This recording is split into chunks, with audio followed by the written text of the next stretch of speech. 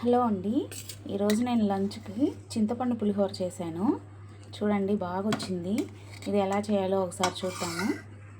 Hello అండి, ఈరోజు నేను చింతపండు పులిహోర చేయబోతున్నాను. దానికి కావాల్సిన పదార్థాలు: ఎండుమిర్చి 1, పచ్చిమిర్చి, కరివేపాకు, ఆవాలు, మినప్పప్పు, పచ్చెనగబేడలు, చింతపండు జ్యూస్ అండి ఇది. ఇందులోనే నేను పసుపు వేసేసాను, సాల్టు, కాజు, వేరుశనగపప్పు, ఉడికించిన rice and oil.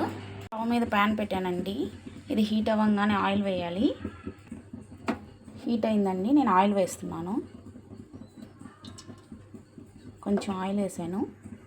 Oil heat అయ్యాక తిరగమాత గింజలు వేయాలి. ఆయిల్ హీట్ అయిందండి, తిరగమాత గింజలు వేస్తున్నాను.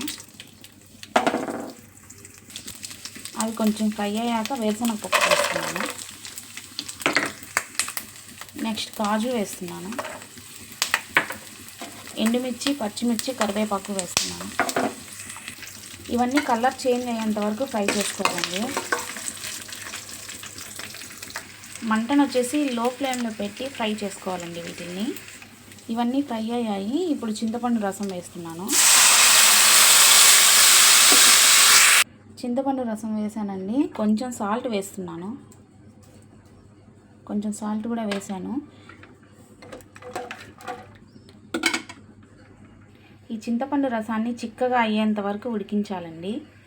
ఇదైతే బాగా ఉడికిందండి. ఇంకా స్టవ్ ఆఫ్ చేస్తున్నాను.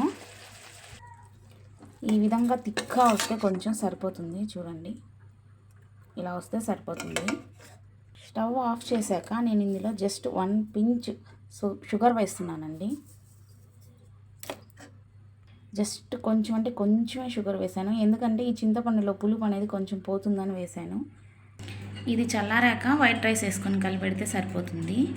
దీన్ని మనం స్టోర్ కూడా చేసుకోవచ్చండి. ఇది ఫ్రిడ్జ్లో పెట్టకుండా కూడా 15 days వరకు అలా నిల్వ ఉంటుంది. నేను రైస్ వేసాను. దీన్ని బాగా మిక్స్ చేస్తానండి. రైస్ వేసాక మొత్తం కలిసేలాగా ఈ పేస్ట్ రైస్కి మొత్తం కలిసేలాగా ఇలా మిక్స్ చేయాలండి. బాగా మిక్స్ చేయాలి. సో నేను టేస్ట్ చెక్ చేశాను, అంతా సరిపోయింది. బాగా వచ్చిందండి, టేస్ట్ బాగుంది. పులిహోర అయితే రెడీ అయిపోయిందండి. ఈ వీడియో మీకు నచ్చినట్టయితే లైక్ చేయండి, షేర్ చేయండి, సబ్స్క్రైబ్ చేయండి. Thank you.